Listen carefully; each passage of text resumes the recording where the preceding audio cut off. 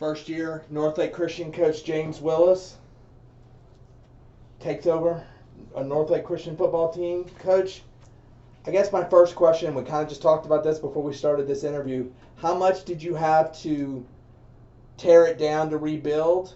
Or do you feel like you maybe inherited things better than you thought you were before you got here? I definitely inherited things in a good way. Um, we have a large group of seniors who have been through the test, have been through the fire, but really, really good leaders. A lot of programs are built saying, okay, if we're going to win it and win it all, it's because we have a great quarterback this year.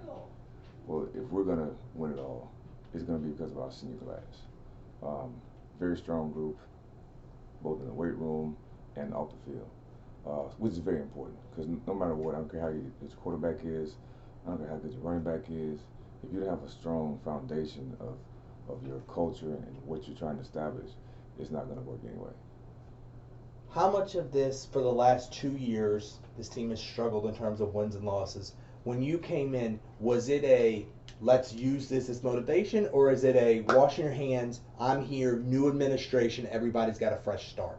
Everybody's a fresh start because the thing is, right now, we don't even have a depth chart right now. We are just evaluating players. We're going to get players in the right spots, but every player right now knows they all have an opportunity, which is the biggest thing. We all want opportunities. Everybody does. Every player deserves the opportunity. So right now there's a blind dot. We don't know who is who right now. There's no position set. There's nothing set right now. It's a matter of guys going out and competing each day and giving maximum effort. As a coach, I know I talk about this with other coaches when they say kids don't have experience and we're a young team and all that kind of stuff. A lot of coaches tell me, I love it because there's no bad habits to break and they're so willing to learn, and I love teaching the game. So is it the same for you? Are you just having fun because you're starting from scratch with a lot of kids? It is, and that's what's fun about it because it's a unique situation. Anytime it's something new, you have an opportunity to erase everything from the past, everything. There's some habits that, were coached into guys so well that you do have to coach out of them, which means they were coached very well, which a lot of guys are.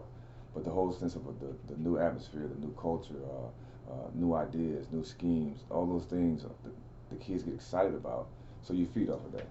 You talk about new ideas, new attitudes, new schemes. Before we start talking about individual positions and the kids in the running for those, what are some of those new schemes? Like if I had to say, tell me what a James Willis football team is going to look like, what would you tell somebody? Well, you'd say, first of all, offensively, we're multiple. It's a pro-style offense. You're going to see us under center. You're going to see us in the gun. You're going to see a lot of the new era stuff as far as play and scheme-wise. But we're going to run the football. The one thing about when I did inherit this program, I did inherit a tough team. This is a really physically and mentally tough team. So we're going to build off of that. So everything we do has to go off of what our players are and what they can do. I think we do have some skill sets. We're going to play to that. Defensively, we're multiple. When I say multiple, you're going to have different fronts, different coverages. There's never going to be a time where we're not dictating the flow of the game. Obviously, the numbers are going to be the thing that jump off the page. Like when you give me a roster, the numbers, they're not great. Let's just say what it is. So you're going to have a lot of players on both sides of the ball that are going to happen to play. Is that just a product of year one? And hopefully, if we can demonstrate some success, more players and our numbers will increase. That's the ultimate goal. Our numbers will increase the way we're doing our program, not just our varsity, but our program. We're incorporating everything now from 3rd grade all the way through 12th grade. So there's going to be a gradual development plan for every player here as they develop and grow with the school through every grade level. So it's a long-term plan. It's not going to happen overnight. I'll be honest, I'm not concerned about numbers. We're going to play our freshmen, we're going to play our sophomores. We're going to have 9 through 12. So those guys are going to play. They're going to get reps. They're going to get experience. I believe in developing players, not just sitting them to the side and making them practice on scout team. I want to develop players. If you can develop and have a plan for development, that's when your program starts to grow. Even at a younger level, our plan right now is to develop every athlete in the school to stay at the school. All right, let's talk up front. Obviously, probably a lot of people are going to see on the offensive line. We're going to see on the defensive line. So I can kind of combine those two when we're talking up front. Tell me who's going to be on the line of scrimmage and has the chance to see some playing time for you guys. Here's the deal. At this moment, it's a steady evaluation process.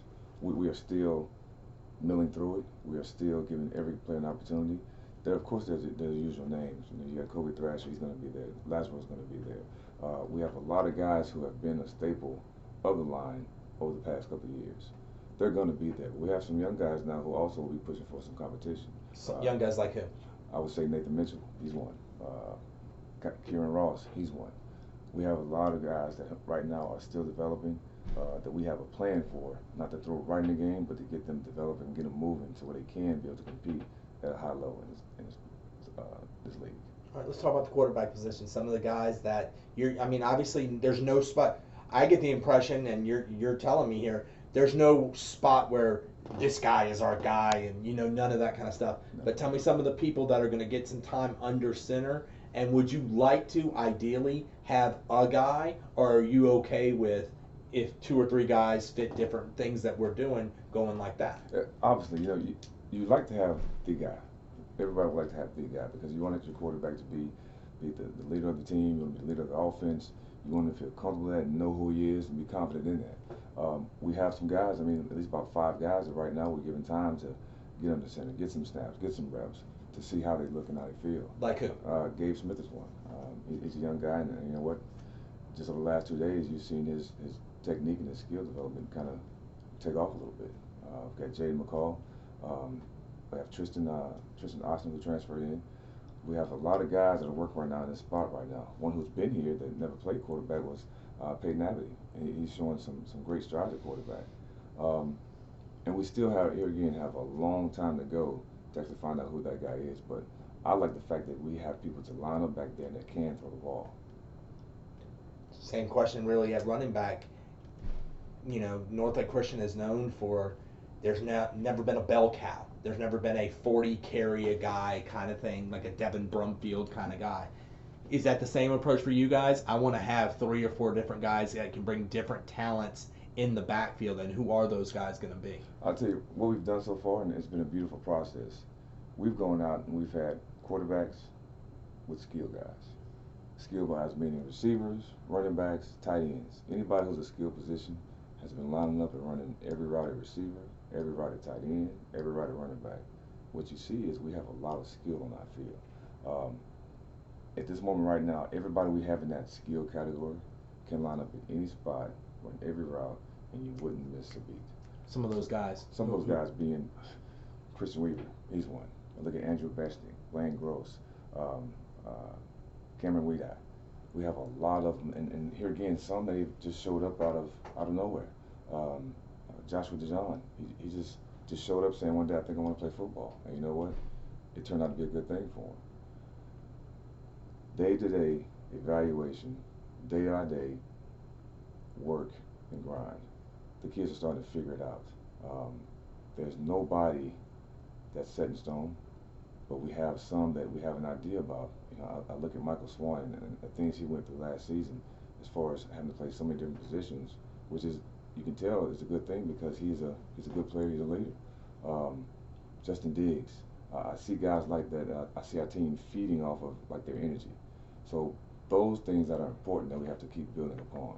And I'm telling you, what happened at the end of the day is they'll start to separate themselves, and all things will just kind of fall into place from there. So here again, we're excited about the future. We're excited about the potential. The coaching staff is right now is unbelievable. You walk around and you hear things that are being taught that is football. It's not just run fast and go hard. It's football technique. We've taken our time and everything is in progression.